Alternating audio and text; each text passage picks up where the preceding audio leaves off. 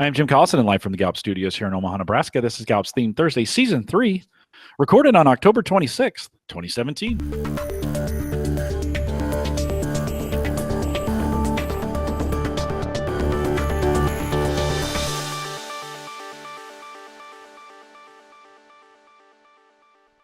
Theme Thursday is a webcast series that dives deep into the Clifton Strengths theme one at a time, and today's theme is learner. If you have questions, comments, or contributions during this live webcast, we do have a chat room. It's available for you right below the main video window. If you just look down there, there's a video. It says chat. Bottom left-hand corner, choose log in, choose the guest account, put your name in, take the numbers out. Where it says chat, or where it says your name, take that out. It says guest is what it says. Then put your name in there. And hit submit. We'd love to have you in the chat room. A great way to interact with us during the program. By the way, if you're in the chat room, we've gotten some feedback lately. It's hard to listen and do the chat at the same time. We record everything. It's available on YouTube and it's available as a podcast. I encourage you to always go back and re-listen. It's great doing it twice. This is the way I do it, as I sit here and chat with you guys and kind of take notes and such, and then afterwards we go back and listen to it. You can do that. That's okay. We give you permission to do it. If you're listening to the recorded version or have questions about custom strengths coaching solutions, you can send us an email. Send that to coaching@gallup.com. Don't forget to visit the Gallup Strength Center, just gallupstrengthcenter.com. For all your Clifton Strengths coaching resources and training needs, you can also catch the video. And I just mentioned this a second ago, in downloadable audio, we call that podcasting, over at the coach's blog, which is on fire right now, coaching.gallup.com. Maika Leibbrandt is our host today. Maika is the blog queen here at Gallup. She does everything around that, as well as the workplace consulting, which is really her real job. Maika, great to have you back on a Theme Thursday. You changed it up. I love it. You like Anytime it? you can throw a little royalty into my title, I'll take it. Thanks, Well, Jim. Maika, you do a lot around the blog, and I've been getting a lot of feedback on our Mastery Mondays that Al has done. And if you're listening and you have not found the magic in our blog, coaching.gallup.com is the place. Maika, we got a lot of great content out there, and you're behind a lot of it. So thank you for the work that you do. Gosh, thank you. And if you're listening and you think that you might have something to contribute, you probably have more than you think you do. I find that the folks who participate in our Theme Thursdays probably know quite a bit about how do I help somebody either understand more about Clifton Strengths or more about coaching in about 400 to 600 words. So I misplaced or changed around the placement of my plug to send me a draft. But if you want to do that, send us a draft and I'll help you. Thrilled to be here today. Thrilled to talk about learner. I feel like it's one of those, in fact, I joked with Derrick, our guest, that we've got sort of a just add water audience when it's learner, because most people with learner would want to know more about it. So we're thrilled to get to talk about that today. If you are on the companion guide, the first thing that you're going to dive into is that long definition. Very simply, I think learner can be defined in the first 4 words of that definition. You love to learn. And with learner, I think it blends together actually with quite a few other themes when you're trying to isolate it and really define it. So my role at the top of our show is I will just help us really think about what is learner, what does it look like from a leadership lens, and then we've got a great guest who's going to help us dive into it and give a real personal story to it. With learner, it is more about the process of learning than the outcome itself. It's the subject matter that you might find a little bit interesting, but it's really that piece around going from not knowing, the discomfort of figuring it out, and then into knowing. And for learner, I feel like there might be a little bit more of an awareness of where you are in that journey and an attraction to it. A couple of the words I'll pull out from our long definition: you are energized by the steady and deliberate journey from ignorance to competence, whether it's yoga or piano lessons or graduate classes. That sort of excitement might lead you to engage in formalized learning experiences, or you might go about it in a more informal way. But this sort of drive, this joy of learning, this attraction to that journey from ignorance to competence enables you to thrive when things are changing, when there's dynamic work environments, or when you're asked to take on assignments maybe that you haven't already mastered.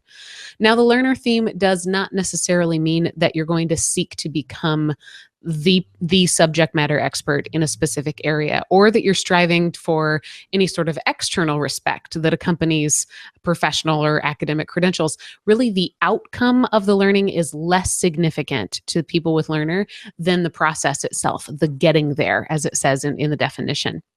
It is one of our great themes in the strategic thinking domain. So let's think about, what does learner look like specifically in a leader?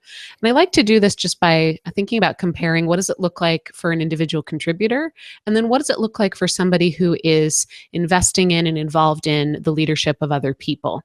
For yourself, learner might sound like, I enjoy the challenge of mastering something new. For a leader, it could sound like, current challenges and future trends both offer opportunities to master something relevant. So maybe the difference there is not just, hey, I'm open to yoga and piano lessons and graduate classes. Maybe the difference is, let me focus my open-mindedness, my desire to move through the disequilibrium of learning to mastery. Let me focus that on something that's relevant and meaningful to my people, to my organization, or to my challenge. There is this emotional aspect to Learner. I was listening to season 1 of Learner this week, which is another great podcast. If you haven't caught it, you should check it out. It's with Paul Allen and Kurt Liesfeld, and they talk about something I hadn't caught with Learner previously, and that is the emotional piece to it, that everybody could enjoy learning, but those with Learner really feel charged by it. That ability to go through not being the smartest person in the room, not knowing, and then to knowing, that does something for them. It recharges them. It brings them a sense of joy and emotion and energy that probably people without Learner don't experience in the same way. So think about learning more about that emotional charge that you feel. Find the most natural connection that you can create in that emotional charge, the most natural connection to people. Is it learning about the people who you lead, staying ahead of the competition, studying successes?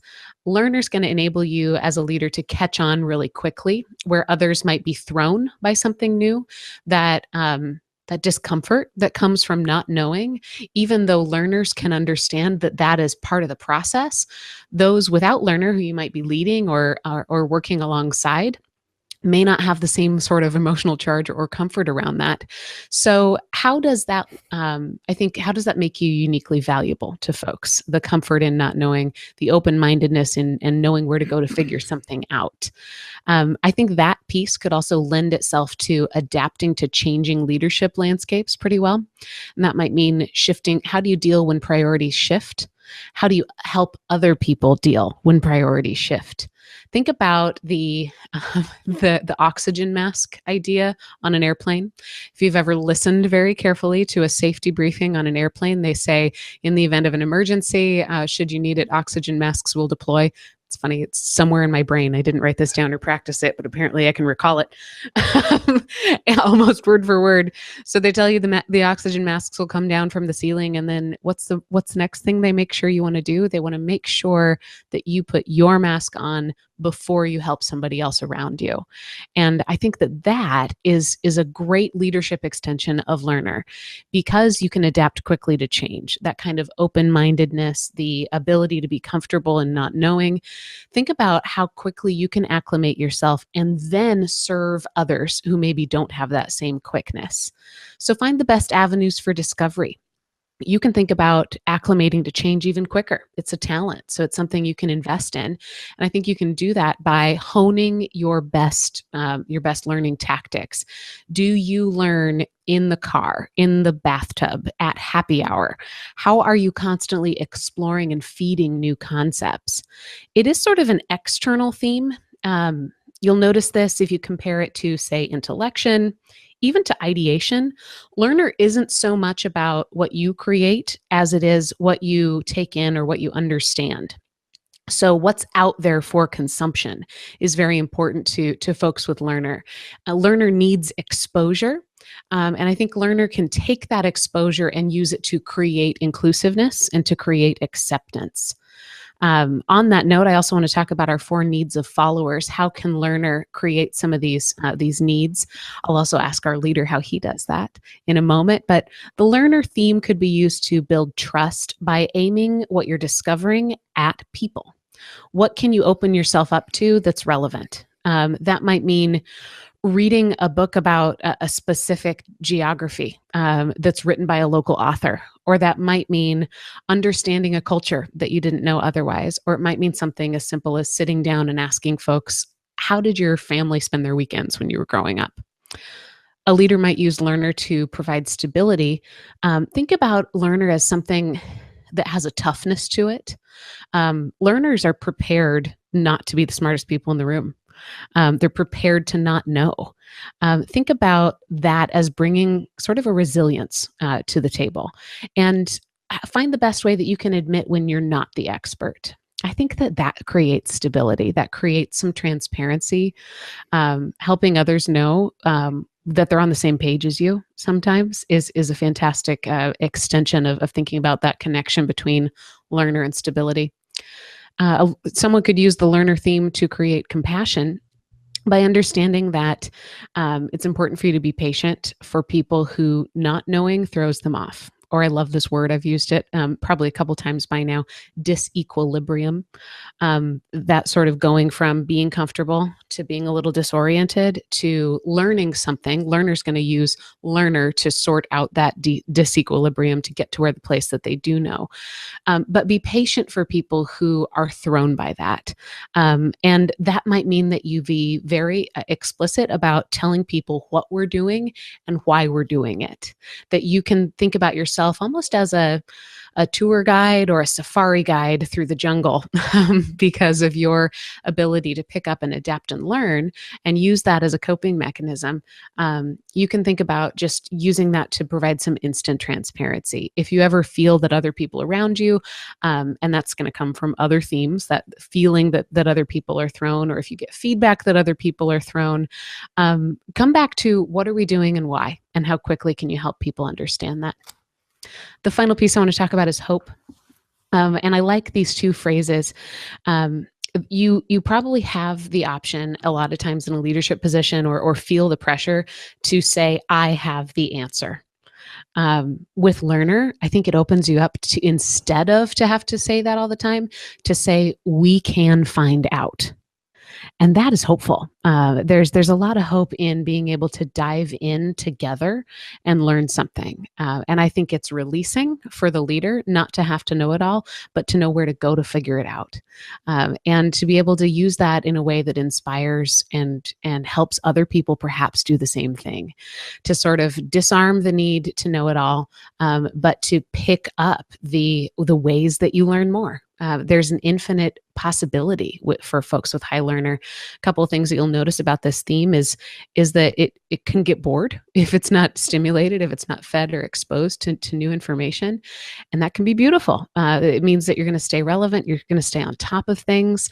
If you aim it at sort of staying in step with what's important to other people, then it really does become something that leaders can leverage to produce the kind of trust and stability and hope and compassion that followers need. So there's a quick overview of learner by itself. Now we get to hear about learner with a whole bunch of other themes in real life with our guest leader today, Derrick Jack. Derrick, welcome to the program. Thank you very much. Happy to be here. Great to have you, Derrick. Can you tell us just a little bit about who you are and what you do? Yes. So my top 5: learner, ideation, restorative, achiever, and strategic, flavored with command, focus, and deliberative thereafter. And so I am a coach. I got certified in 2014, I believe, because I just did the 2-year thing, recertification here, I think, recently. I got started using this with young people, actually, in residential facilities for youth that had been removed from the home for various reasons. And so I got my start kind of looking at it through a therapeutic kind of lens. And then that particular children's home needed to close its doors for reasons that were kind of beyond their control. And so I took a stab at trying to start a coaching practice and really dug it and have enjoyed it. And so I coach in universities and businesses and recently back into kind of the therapeutic world. So, yeah. Sounds like you've been in a lot of different spokes from that wheel that brings you back to strength. I think with learner and ideation guiding the options, there's very few that don't make the list. So, yeah. That's great. So what does learner look like for you? I think learner for me very much looks like it's a consumer. It consumes. It wants new information. It wants new experiences. It wants things that are novel. It wants things that are cutting edge in certain areas, and it likes things that are almost like when you were talking about like the boredom factor of learners, like I want to be excited by something I didn't see coming that was intellectual. I think that that new content, that new way of looking at things, that pattern that was there forever that you just didn't see, like those sorts of things that you kind of dig into a little bit and do your homework to find. I think that's what my learner does more than anything. We'll talk specifically about learner, but I just love that piece of I want to be surprised. I want to be excited. I want to be thrown because I share strategic and ideation with you, but I don't have high learner. And for me, one of the worst things is being thrown or surprised because that idea that there was a pattern that I didn't notice, I just feel like so offends my strategic. Like I want to know that I thought about every single possible pattern. What a cool dimension that brings is I use the word openness, I think, a lot. Do you think there's a better way maybe to describe that?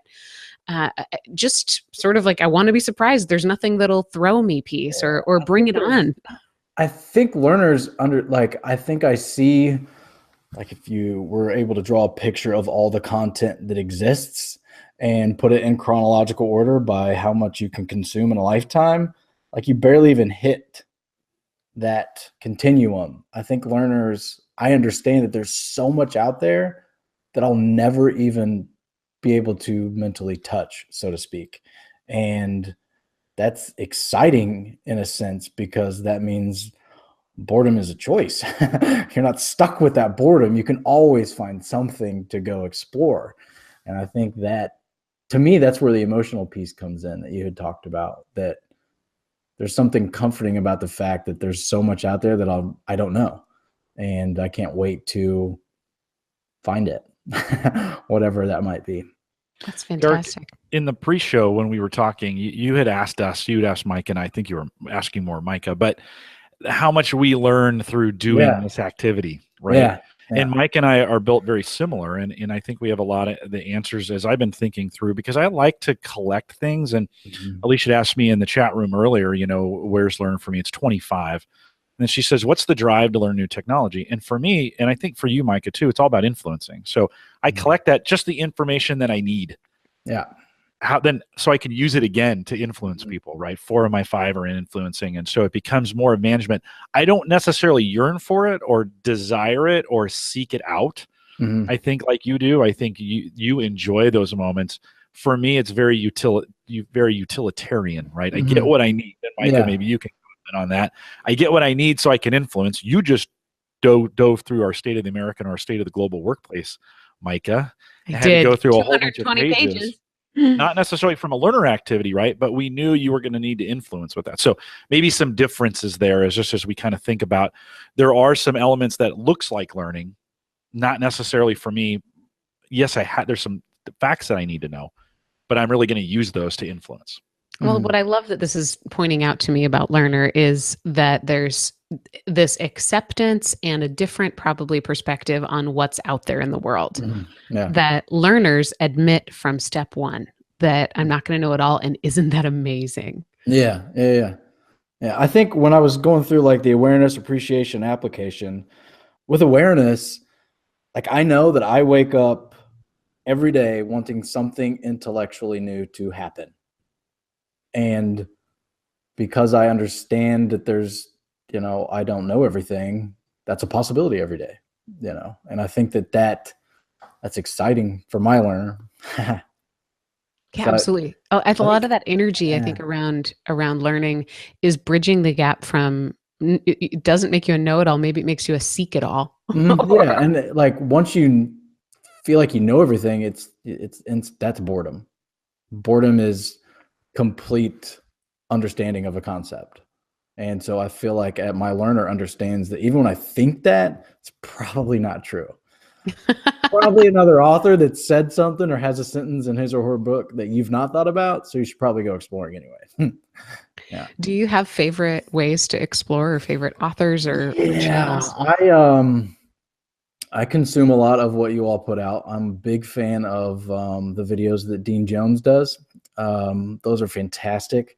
I also am a Michael Daphne junkie. So if he's saying it, I just want it. I just want that in my brain because I know he's so influencing. So he's going to say things in a non-nerdy way and I get to steal it. And then there's a gentleman named Bryan Johnson. He's got a website called it's Optimal Living, and it's like a $10 a month kind of deal. And his stuff is fantastic, and I consume it almost daily, and I use it with clients a lot too. So that interactive, shareable stuff is kind of what I'm into now because I've got clients in mind.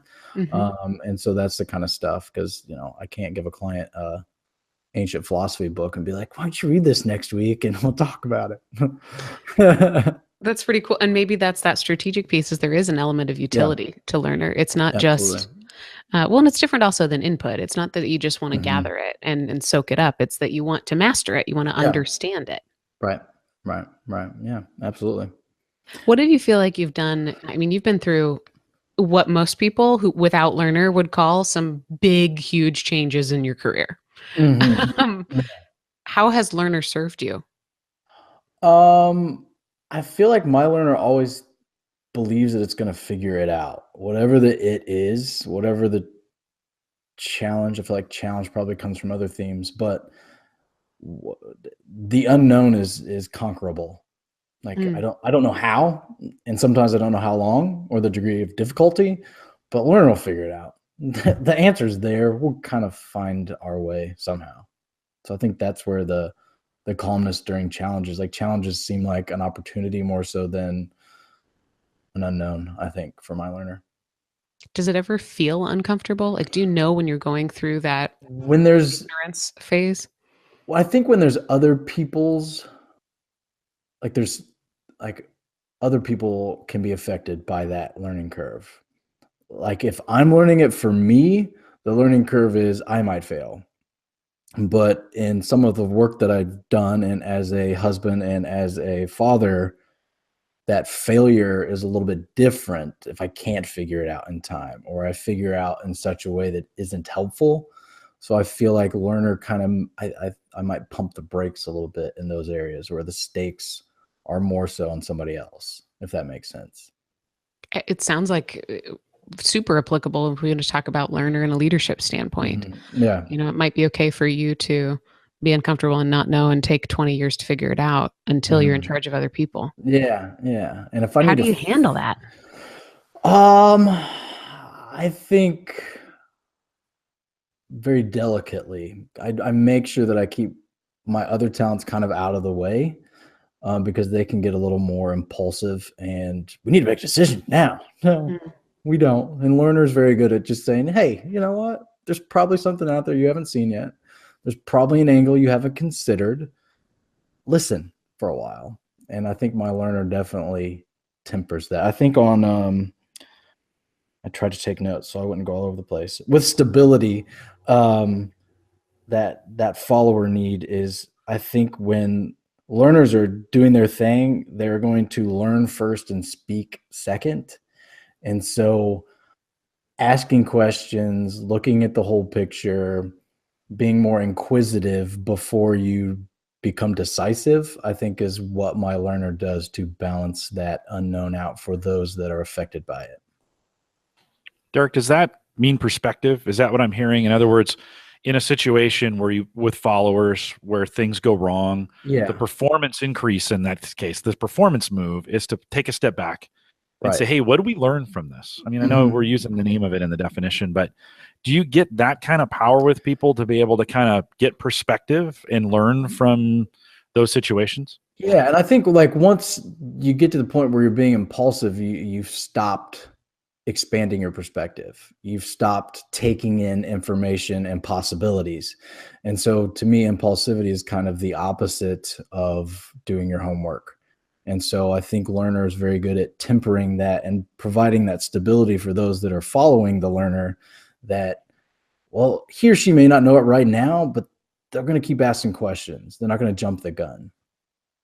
And I do hear some compassion in there as well, as we think about taking those steps back, and instead of blaming, really getting to the, okay, what do we get out of this? What are some opportunities to be better out of this? And pair that with a maximizer and you're in a little bit of trouble, but you could continue, right? I mean, that adds this element of compassion to the followers, right? Have you had have you had a situation like that with a group that? Yeah, I think, let's see how to put this together in case they watch it. We're changing the names. There were some really phenomenal people I was working with. Yeah, I think, because I do a lot of kind of conflict work, which I absolutely dig. It's probably one of my favorite things to do. You come in and, these two can't get along. I doubt that. There's probably a way, And so I think in those cases, that compassion to completely listen and maybe completely hear them out, because by the time like a coach is brought into those situations, a lot of times they've not had that opportunity to just speak freely for a while. It's been about blame. It's been about performance. It's been about the conflict. It's not been about who they are and what they need. And so I think learner, when they come in and do that person investigation and start to listen to the story, because we're not doing it for any other purpose than to learn, it's very comforting. Is that what you're talking about? Yeah, I think so. And what about though the times when we need to move on beyond the learning moments? So, there becomes this, it can be it can create its own perpetual motion. How do you push on so that, we can move in and move on, so to speak? So I think, and if I get into this and this isn't what you're talking about, stop me. I'm totally cool with that. But I feel like my learner went to undergrad and my achiever went to grad school. Meaning that when I was in undergrad, I didn't care about writing the paper. I didn't care about showing up for the test, but I didn't miss class. And I went in to get more information, and I went to extra credit things. I just didn't fill out the paperwork to complete the process of proving that I did it. My learner wanted the experience and wanted the process. It wasn't really concerned with the outcome or if anybody, give me the grade, so to speak. During graduate school, it was very much about, I needed that piece of paper and I needed that credential because my career was moving on. It's time to go. And so I think in that sense, my achiever was very much the dominant learner, well, the dominant student attribute, because it was about, okay, I need to get this paper done. I need to get the grammar right. I need to get the pages right. I need to get the headings right. It needs to be in, MLA, and it needs to be good. I don't really care so much about the process of learning. I care about the outcome. And so I think that distinction can be relevant in a lot of ways when it's time to be decisive and it's time to stop consuming and start putting things out there. Like there's a performance going on. There's people watching and you need to nail it. I think that learner can it's going to need whatever your other talents are will get its stabilization from there. It's going to, you said the word. I was going to say those people need that stability. Yeah, right. And so it needs to, at some point, that learning needs to kind of cease or stop or come to a natural conclusion and let the group move forward. And I think with themes like learner, analytical, intellection, sometimes even deliberative, that concept of a stop doing list. I don't go too many sessions before we get to that. Like at some point, when do you stop? And, because your to-do list is at the mercy of what you're willing to stop doing. And so I think that my learner definitely needs to remember that sometimes. I love that question, though, of there's a lot of themes, especially in the strategic thinking realm, that are not about getting the thoughts out or sharing them, which isn't just executing or influencing or relationship building. It's not that simple. Right. But the nature of leadership is you've got to be smart and influence people, right? Right. And so I just like that question from a coach of, what is it that helps you move? What is it that helps you get past it? I think if you had to use only learner, it's that awareness that I've hit mastery and that there's someplace else to go. So Right. you probably also could get there through learner, which is just saying, hey, we've got something else that we need to discover. That might be a little bit harder to convince people to follow you on, but it might be where your motivation comes from.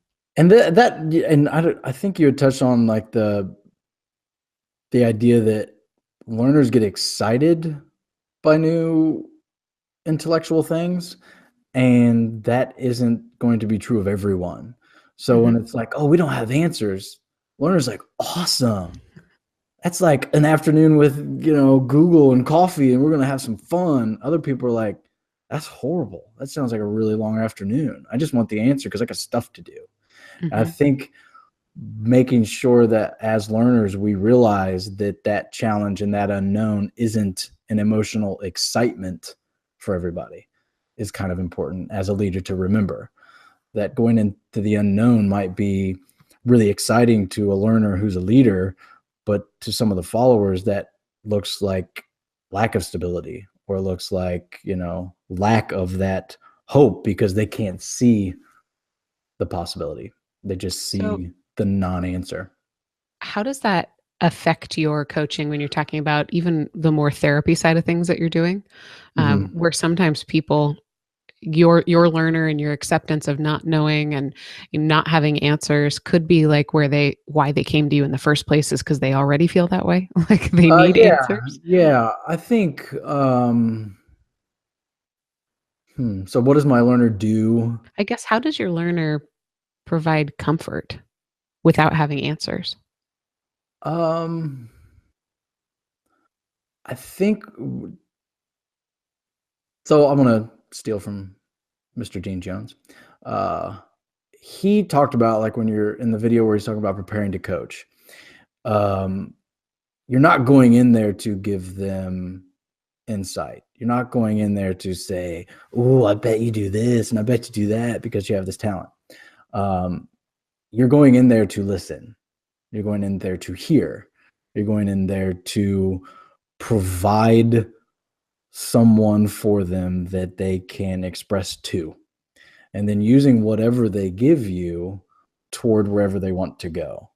And there's that concept. And I think as learners, if we allow ourselves to be curious with a purpose, not curious endlessly, but curious for the purposes of helping somebody put together the pieces that they're providing you while listening, I think learners can do that really well because they can see it as information.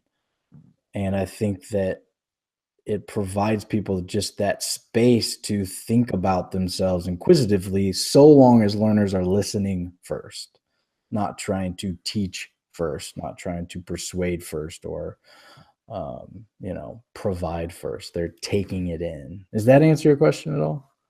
I just want to quote it. Yeah, I think I would call it leadership learner, #curious with purpose. Yeah. I think because another thing, I mean, when people take the assessment, reading the results, their performance jumps 7%.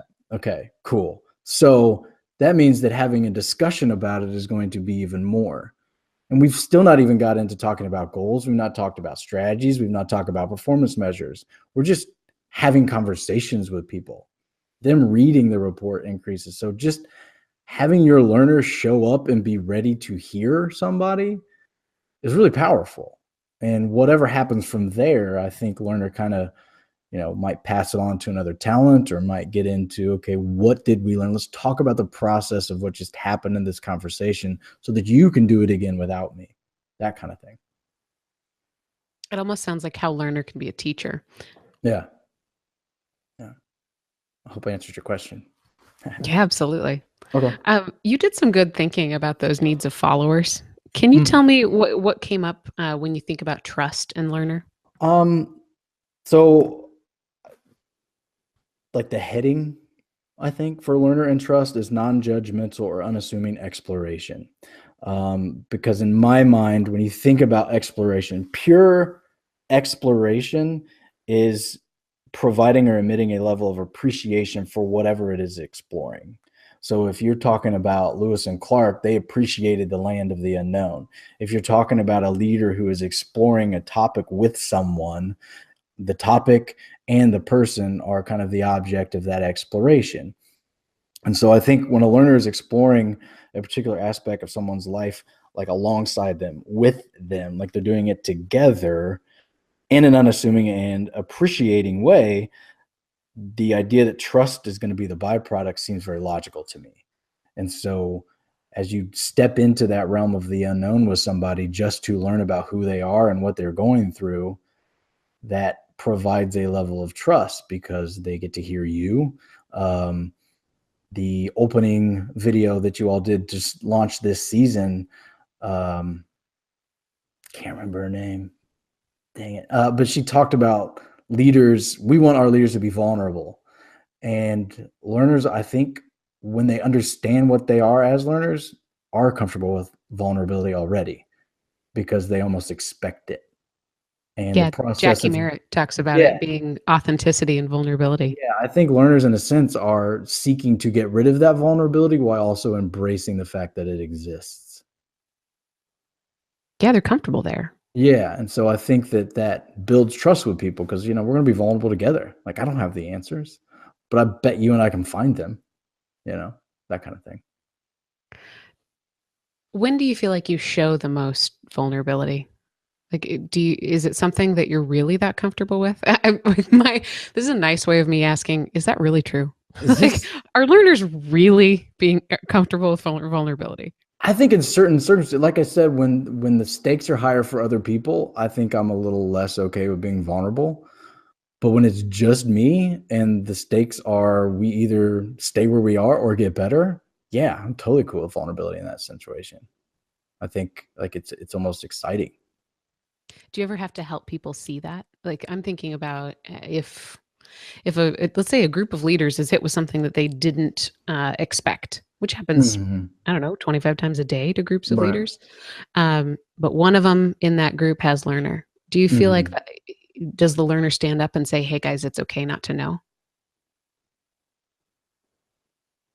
I think the coaching answer is it depends on the culture. I think for that learner, if the culture allows, yes, absolutely. I think that they can be like, okay, where are we coming from? What do we miss? What do we need?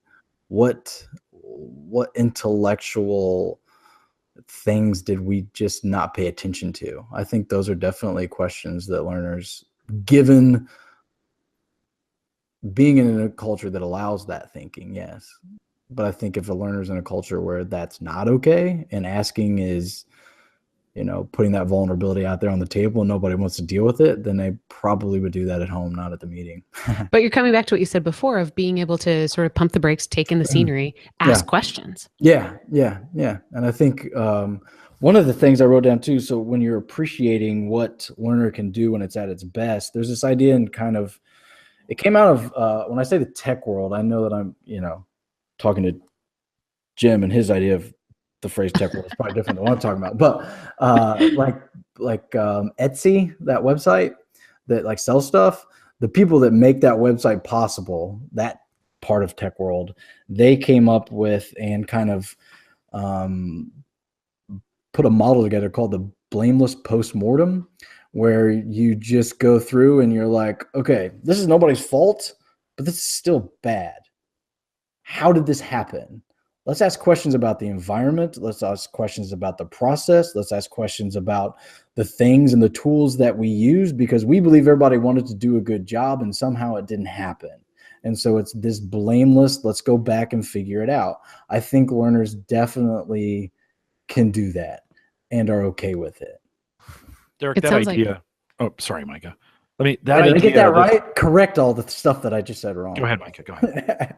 That's why Jim wants to jump in. He's like, "Whoa, tech world!" No, I saw this one coming. This idea of a blameless postmortem, I think, also has to be led. I think some people think if you just put the title on it, then we won't do it. Well, humans are humans, and they're gonna, whether we say it's blameless or not, there's gonna be a tendency to blame, and I think we have to lead through that that experience and say it will start from the top. or it'll start with the leadership, and we will model this blamelessness, so to speak. Super hard to do.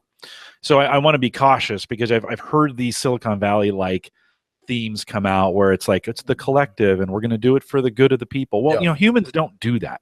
They have to be led to do those things. And so as leaders, we have to really step up, I think, and model it in a way. I think that learner is in a good place to be able to model that. Back to your statement about trust.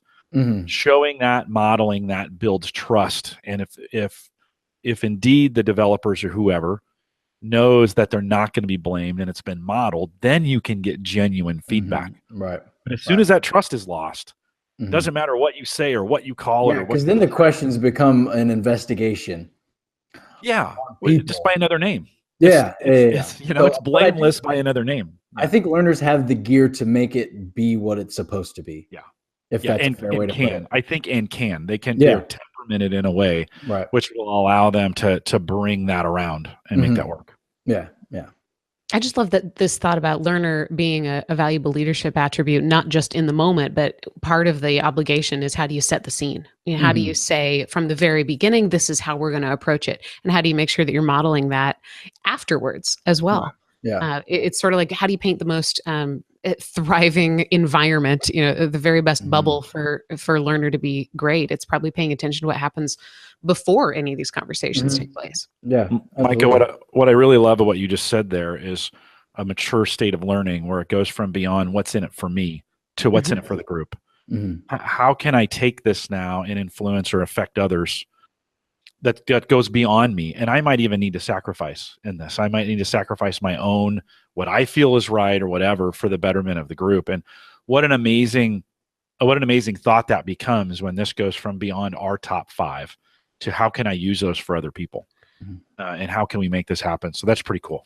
And how do I know where I'm best and take the responsibility of creating that and asking for it? It's sort of, I imagine this learner sort of paving the way that, hey, the way we're going to lead this team, or the way we're going to lead this family, or the way we're going to approach this is, I promise we're going to learn from it. And then displaying that, and knowing that if you don't do that, or you're not open enough to tell others that that's what you expect, we miss out on your talent too. I think the application part of learner is that you're doing things with the impact in mind. What purposes am I trying to kind of create here? And what do I need to know, and what do others around me need to know as they're pursuing the impacts that they've got going on with them too? And I think that the idea that learners are always out exploring, they're going to have a short list of places for people to start exploring on a variety of topics. And so being able to kind of have that, I don't know if this is kind of what you're looking at, but I found this interesting and it was cool. And I listened to it on like NPR 3 days ago, because I don't listen to music and I'm a learner and that's what I do. So here, what do you think? And I think that learners just kind of, what that does twofold, it gives them some place to start. And it also sets the priority list that information is important. Like, knowledge has the ability to soothe. And I think learners understand that. How do you share that with people without the expectation that they need to love learning as much as you do? I think my ideation helps me with that, because my ideation understands that 70% of what I say gets forgotten. So I can't have too high of hopes. You just keep giving it. It's just like, okay, so if you're going to remember 70%, that means I got to give you a bunch to get half of it heard. So I'm cool with that. I think and I also, in therapy work, you go through all the stages of change. I mean, you can tell if somebody's ready for it or not ready for it. And so I think that when they're ready, learners are excited to provide. Excellent. I'm just soaking all of this in. I don't know if you realize how quotable this has been so far. Learners are excited to provide. I have no idea. Well, Derrick, I love the fact that you keep looking at your notes, which is fantastic. Like, I love to, because if not, I'll be everywhere. I'll be all over the place. I love that awareness in you, that you have that you recognize this. I've got all these bits, and that you creatively, because this is not me at all. Like, I would have come. I do this. I come cold.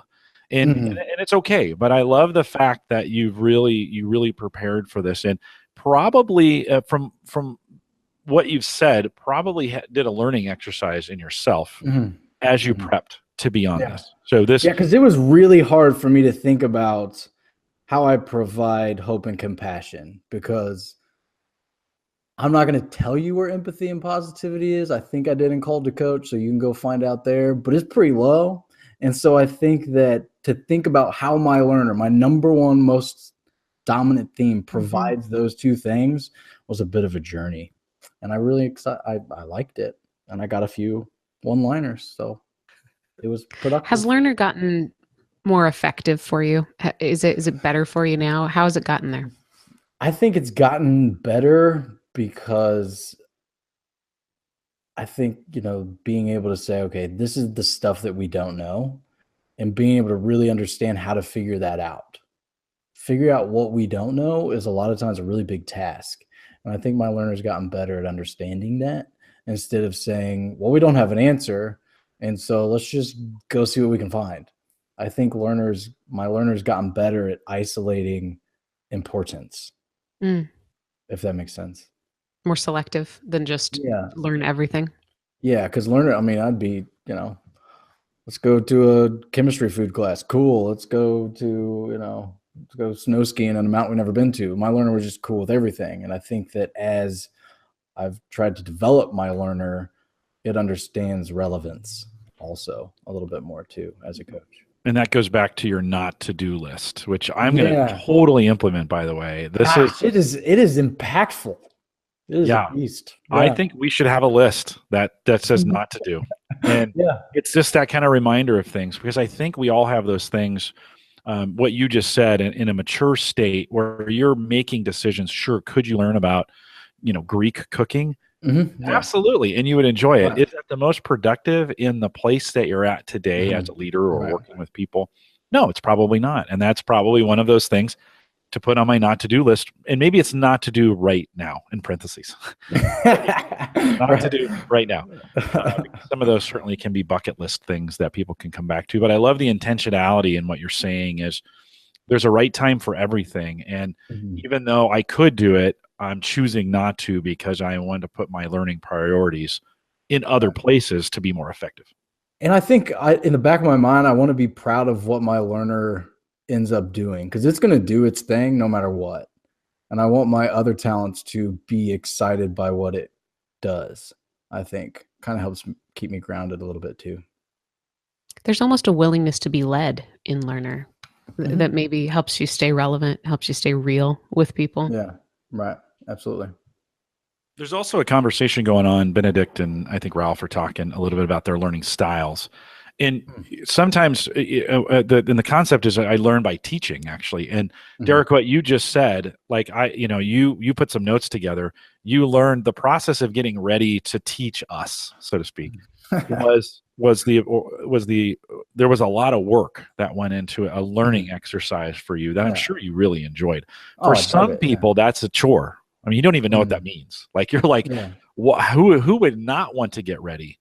And yet for some, that act of getting ready is just like, 2 hours, I can't be doing other things. I got to be studying myself. And so I think that's a good... You mean by you, Jim? By who? You got it right, Maika. Yeah, no, that's not as fun for me. Those are not as fun, but I do appreciate the investment that you made. And so you are the teaching, so to speak, that you're doing now, heavily influenced by your learning style to get ready for this. Yeah, I like, and it's different for everybody, right? There's other themes that kick in. Someone had asked, where's self-assurance for you? You had kind of snuck in command earlier when you were talking about your top 5, but where is self-assurance? Because you are assured that you can learn anything. And so the time is together. I think my self-assurance is in the 20s, actually. Yeah, I can't remember if it's 20, it's like 23, 24, somewhere in there. I think maybe the difference is learner knows that everything can be learned. Yeah. Self-assurance knows that I can learn everything. Yeah, yeah. And we can learn everything, Maika, in a leadership standpoint too. Well, nice to temper it, but I'm pretty sure that on a group. I think learner, it comes back to that external versus internal motivation. Self-assurance is very kind of, I got it in my gut. I'm the resource. Right. Whereas learner is, there's something out there that's going to help us. There's something unknown that we're going to make known. Right. Right. It's good differentiation. Maika, we are at the end of our time here, which goes so incredibly fast. Do you know, just about every prep call, I tell the guest, it's going to go really fast. Thanks to the other 30 that we've done, but I don't think it's ever gone faster than this. Thank you, Derrick. Derrick, any final thoughts from you? Just anything we cover that's on your list of things there that we should learn before we go? It's a great list. I wish I could see it. Kurt used to have great notes. Yeah. And he would come to these, they were handwritten notes, and I always appreciated his willingness to sit down in the hours before we did this and really write out what he wanted to cover and what he wanted to go over. So I have a feeling your notes are very similar to that. I don't know if I'd be in his category. He's the man. Yeah. He was pretty amazing. But anything else, Derrick, that we should that you wanted to that we missed? I don't think so. Okay. I'm sure the answer is yes, but now, no. You bet. Maika, any final always thoughts? More. Well, I just want to piggyback off of that in hopefully something that feels like a nice little hug for you, Derrick. I actually was lucky enough to inherit a copy of one of the books that Kurt really loved called The Courage to Teach by Parker Palmer, which I did a study on in my dissertation in grad school. And a lot of the notes come back to a lot of stuff I think that you've talked about today. So thank you for just exemplifying the ability to just be present. You in the way that you came to this, but really I think your learner allows you to lead in a very relevant, down to earth, grounded way that says somebody's coming to me with something I can learn, and I can help them by learning it alongside them. So thanks for doing that, and thanks for studying this and for being just an excellent guest. Yeah, thank you very much. It was an absolute joy. They're great to have you. Maika, I was talking with a coach last night. We did call the coach in India last night, and Abhishek, the coach who was on, had said to me, I was getting a little feedback from him, and he said to me, hey, have you guys ever thought about, these webcasts are about 45 minutes or so. Have you ever thought about making them shorter? And I was like, yeah, we've talked about cutting them down, some of the things. And then today, all the learners out there are like, no, it's too short. Don't make them shorter. I want to learn more. And we do get a lot of great feedback from the audience that's out there. I appreciate you guys coming out and joining us live. As well as all the feedback we get after the fact. Maika and I get at least an email a week from you, just telling us how much you enjoy Theme Thursday. So for you learners out there, I put Dean's Derrick. I put Dean's playlist from YouTube of just his stuff in the chat room as well. It's available on our coaches blog, by the way, coaching.gallup.com. If you want to head out there and look, Dean has his own playlist on YouTube. Some great learning involved in that as well. Derrick, thanks for coming out. Appreciate it as well. My pleasure. Anytime. We'll remind everyone to take full advantage of all the resources we have available at the Gallup Strength Center, just gallupstrengthcenter.com. Send us your questions or comments. If you'd like to be a guest blogger, like Mike mentioned earlier, just put guest blogger in the subject line, put that material that you're thinking about writing in there, and send it to us, coaching@gallup.com. And we'll get that routed over to Maika, and we can consider it that way. You can catch the recorded audio and video of this program as well as all the past ones. Like I mentioned, we call those podcasts. They're available for you. Recoup that time in a car, on a train, on a plane. Those types of things available for you on our coaches blog, coaching.gallup.com. If you're interested in becoming a Gallup certified strengths coach, we talk a little bit about that. All the courses that lead to that, and actually we have some brand new courses that are out there.